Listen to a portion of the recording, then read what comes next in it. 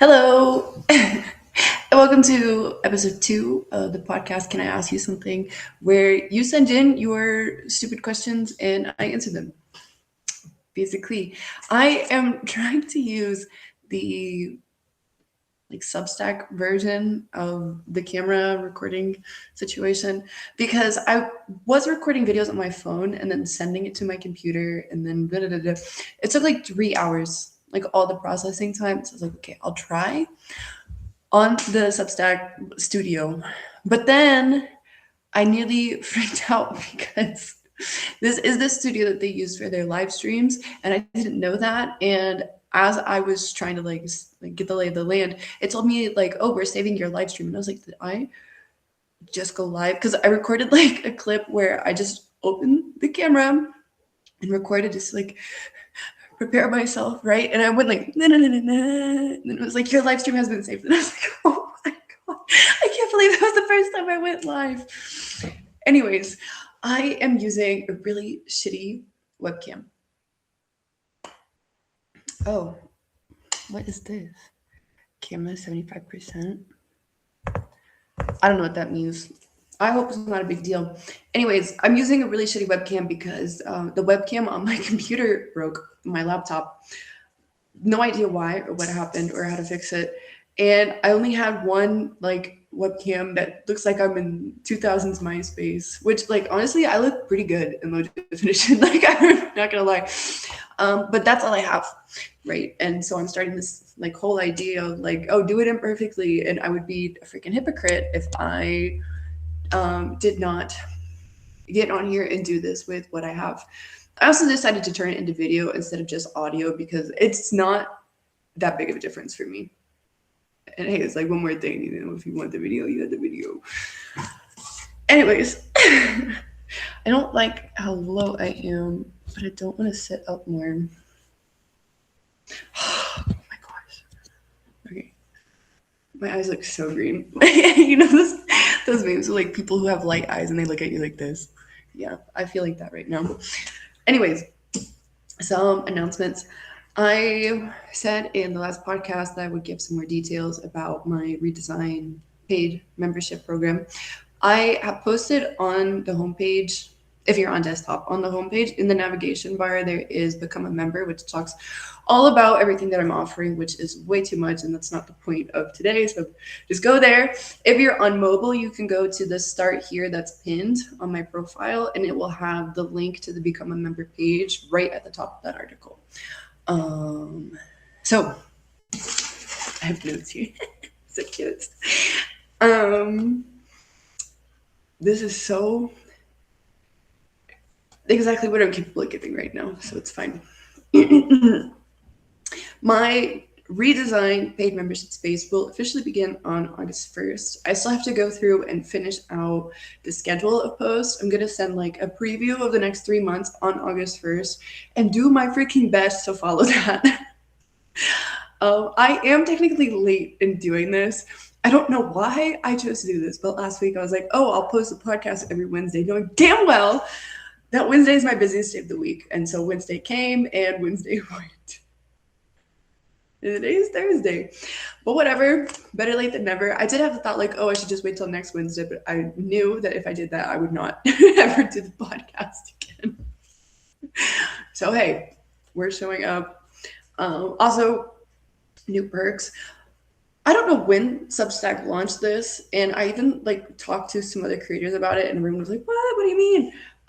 On the desktop version, in the nav link, there is a page called Perks, where I can upload perks for you. That as soon as you upgrade, you can go into the perks page and like download all of them, which is great because over the years that I've been doing this, I have so many things that I can give, right? But I was like, oh, I can't like just shoot them an email with like 12 downloads. But I love that they can live on the perks page. And again, if you're on mobile, that is linked in my Start Here article that's pinned at the top of my profile. So if you are a member or are interested in becoming a member, you can access all those downloads as soon as your membership goes through. This is doing something weird. My camera's paused, but I see myself. I'm just gonna hope that's not a big deal. Anyways, crossing my legs. Anybody else sit like a freaking maniac? I can't sit still. I do have ADHD, right? Whatever. This is so all over the place, right? I took my meds today, I promise you. I was researching dopamine on Tuesday night, and I had to like literally tear myself away from it because it was so late at night and I had like 6 more papers to read. And like, this is so fucking interesting. Paper on that to come, because oh my God, that was such a delightful little rabbit hole that I felt. Okay. So before I get into the questions, which another, hey, by the way, so many more people listened to that first podcast than I expected. Like nearly everybody who opened it listened to at least a minute of it, and that is crazy. I hope you liked it. So I want to introduce a section because all this is about like being imperfect and getting it done anyways. And boy, have I been imperfect in this so far. But being imperfect and getting it done anyway. So I want a section like what I'm doing right now imperfectly. And I have highlighted 2 things. The third would be this video. I hope I look back on this in a few years and I think it's super cute, but I know until that moment comes, I will be cringing at this. Anyways, I recently got a comment from somebody who had read my article, and I felt like they left the comment in a sort of energy like, you're almost right, but I know better, so I'm going to correct you, right? And I didn't like the way that it felt to receive that kind of energy. I liked the comment. I didn't respond. I was like, not everything deserves a response, right? So, okay, fine. Thank you so much for commenting, taking time out of your day, blah, blah, blah. And so I didn't like the way that that made me feel. And I know, like, if you attach to something emotionally, there's something in that for you. So I'm like, okay, what is in this for me? Turns out I have been commenting quite frequently on other people's work in the same place of like, you know better, let me correct what you're missing, da da da da. And because I now knew how that felt, I decided I would not do that anymore. And a little while ago, I had started a challenge to leave 100 comments a day, which honestly, I put on pause because this is unsustainable. It is definitely a challenge. But I have been trying to leave like around 20 a day, and that's been like more consistently like, okay, it's just not so impressive, so I don't really talk about it. I decided that from that point on, when I would go to leave my comments around Substack, like go off in the wild and try to find someone to comment on, I would be as supportive as I possibly could. And that has felt a lot better. It has felt a lot better to leave those kind of comments and to get responses to those kind of comments. And like, it has worked so much better in the way that I feel like I very quickly have so much more almost relationships on Substack, which is great, right? That was probably a little gross, but anyways. So that's something that I'm doing imperfectly right now. It is quite difficult, which I feel weird admitting that it's difficult, but it is a little bit difficult. I can't exactly explain why. But that is something that I'm working on, is being more of a cheerleader to other people and like really letting it sink in, like nobody here is competing with me, right? Like not to like toot my own horn, right? But it's like nobody could do it the way that I could do it. So like, why do I care, right? So any win that anybody else has is like, oh, well, I am genuinely happy for you. And I don't know why when I see someone winning, I can be genuinely happy for them, but there's also a part of me that's like, oh, wish that were me, right? Obviously there's something to that, but here's not the time and place to get into that. Second thing that I'm doing imperfectly right now is I'm trying to build a routine. I've taken on a bunch of more English students, and I want to start going back to the gym, right? And so I do writing in the morning, and then like exercise, other chore type routine activities in the afternoon, and then it's like my camera's paused again. Honestly, who fucking cares, right? And then in the evening I teach English, right? But I've noticed that when I wake up to write every single day, I'm kind of like, I don't know what to do. I don't know what to do. I have to figure it out. And I have tried a couple different ways to like relieve that. And one is I will sit down every day and outline like the 3 priorities with the writing and then get those done. I work much faster than I expect myself to. And so I'm left with like this big chunk of time. It's like, okay, I've done everything, but I still have a couple more hours that I've dedicated to this. So what am I going to do? And so I'm trying to create more of a routine of like, not just on the daily level, but on the weekly too, to make sure that all of these projects that I am excited about and then I start don't like fall between the cracks simply because I have not set aside a time to engage in them. Right? Like this isn't the first time that I've tried a podcast. This isn't the first time that I've tried to like start a little blog that talks more about the behind the scenes stuff. Like, right? I've done this a couple of times now. And I forget to do it 2 times in a row, and then I just don't go back to it because I feel so ashamed.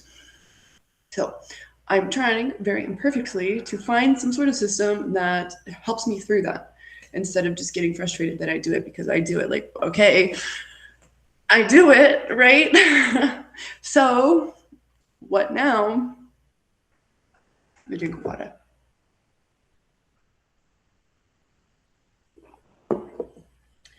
Really hope my camera's just not going like in and out like crazy. That would be kind of funny though. Okay, so for the questions, is procrastination laziness? It's funny how the synchronicity in this, because I realized yesterday that I have something that I'm calling in my own head the lazy wound, which is when I was a kid, right?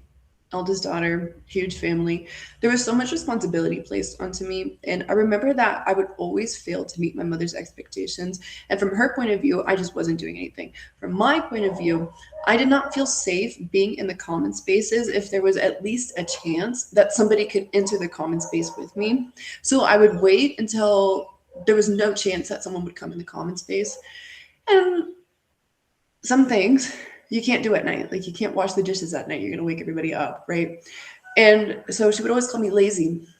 And I remember this always being like such a frustrating thing. Cause it's like I know she's misunderstanding me, but I don't understand myself enough to like explain to her what I'm feeling. And I honestly didn't feel safe enough to have that kind of conversation with her. And so in being an adult, I overcompensate for this fear of being lazy and I do way too much to the point where it's unsustainable. Like I'll have these days where from the moment I wake up until the moment I'm asleep, I'm constantly doing something because I don't want to feel lazy. And then when I have these like low energy days in which I can't do anything, I'm like constantly guilt tripping myself like, oh, you're being lazy, you're being lazy. And I've noticed that when I procrastinate something, one of the voices in my head that's making it worse is that voice that's like, oh, you're lazy. You're being lazy right now. And I get so stuck in the shame about potentially being lazy that it becomes like every single minute more and more difficult to actually get up and do something. Right. And I also feel that a huge part of procrastination for me is I can see that in doing X, Y, or Z, like something that really changes your life, right? I can see that in doing it on the other side, there's more responsibility for me to manage. And that becomes a scary thought because I'm like, well, I'm already like not doing so hot consistently managing the responsibility that I have right now. And so if I go after this huge idea that I have, then like I have more things that I will hold over my own head. Right? If I go through with launching this new membership program, I have more responsibility to the people who pay me to participate. And I have more responsibility to my own standards of what I think is valuable enough to exchange for money, right? Because I don't want to feel like I'm ripping anybody off. And so it's taken me a long time to really commit to taking that seriously because I can see my responsibilities increase on the other side. And I feel like, oh, what if I'm not capable of that? Right? What if I am lazy? And what if I do it and people don't like it? Or I do it and it's good for a couple of weeks and then I slowly fall off and I can't manage it? And what if I'm inconsistent again? And like, blah, blah, blah, blah, blah. All of these things that I've been called throughout my life. that ultimately I feel like have come from misunderstanding. Like people misunderstand me and they misunderstand my intentions, and then they give me a label, and then I hold on to that label with shame, right? I feel like for me, in my experience, that's what goes into my procrastination is I don't want to prove that I'm lazy. I don't want to prove that I'm inconsistent. I don't want to prove that I can't do it. And so it feels safer to be constantly on the verge of having done it than it does to actually have done it and failed, right? I think I answered that question. Where is it? Is procrastination laziness? No, it is so much more complicated than laziness. And if you have like this lazy woman, let me know because I'll write an article about this. This is like a realization I had yesterday night, right? Like there's so much more thinking I can do on that. Yeah. Next question. Where is it? Why do I always end up becoming everyone's therapist? This wasn't asked explicitly, these words, but like we got to talking and I got to understand like this is kind of what they mean. Honestly, you're gonna go like this. It's weak boundaries. And it's also some issues with self-esteem and comparison, right? So, and maybe some other things, but I'm going to say that those like are what I want to focus on in my answer because everything's so nuanced, right? We don't need to be getting into all of that. So the reason you keep ending up as everyone's therapist is because you are constantly comparing yourself to the people around you and determining that in some ways they're better than you and in some ways you're better than them. But the ways that they're better than you are a threat to your safety in the relationship, right? So if someone is a better people person than you feel like, oh, well, they're just my friend, like as a favor. So I have to overcompensate to make sure that they still want to be my friend because I'm really not that good of a people person. And you don't put value on what you naturally do better than other people. And you put so much value on what people do better than you, right? So it's comparison. Self-esteem, you don't value yourself, right? You don't think like my contribution is valuable. And the third is weak boundaries. So when someone does start to like open up about their life, you want to be helpful, right? Because you're like, oh, I need to overcompensate for the lack that I have. I need to do more for them so that they don't realize that like I'm this piece of shit, right? So I need to do more. And so, okay, they're upset. Let me do everything I possibly can to make sure that they feel better. And because, you know, if you found my content and you've made it this far in this video, like because you're the kind of person who has done so much introspection and understands so much how the human mind works, you don't understand that that's rare. It's rare. I mean, I have traveled to many different cities and I have met maybe a handful of people who are as introspective as I am. Everybody else is like living, like it's crazy the way that people live, how little they understand themselves and how little consciousness they have of what they do and why they do it. Like you really don't get that what you're doing right now and trying to understand yourself and trying to be a better person, that is fucking rare. Right. And so you hear someone start to open up about their life. And because you know so much about yourself and you've lived so much of that side of the human experience, and because this person has probably not done very much introspection at all, you have so much more depth to offer them. Right. And so you start to feel useful. Right. You were looking for a way to overcompensate your value in this connection. And now you have it and you feel useful and you're like, hooray, like I can make up for how much of a piece of shit I am. And they're not gonna notice that I'm this worthless person because look, I can make them feel better. I can give them the piece that they're missing. Right. And so the first time, that is something that gives you a lot of dopamine. It makes you feel really safe. It makes you feel like you belong, all these wonderful things. And the second time, like maybe not so much, but like still, like it's still worth it. And then eventually you get in this place where you couldn't say no if you wanted to. Because humans have this funny way of, it is more difficult for someone to accept something getting taken away from them than it is for them to accept taking, no, hold on. What is it? It is more difficult to lose something than it is to take steps to protect what you already have. I'm not confident that that's correct. Anyways, humans take loss very poorly. It is one of the most difficult emotions for humans to deal with, even if it's something like they understand from the beginning that this is temporary, it is hard to lose something. And so from their side, they have this person with so much more emotional depth and maturity and like this type of intelligence that they've probably not tasted very much in their life. And they're like, oh my God, like this is amazing because I really feel like this person sees me and understands me and can help me figure out what to do next. And then all of a sudden you're like, I don't want to hear about your problems anymore. And they're like, dude, what the fuck? Right? Because that was something valuable to them. And now they don't get it anymore.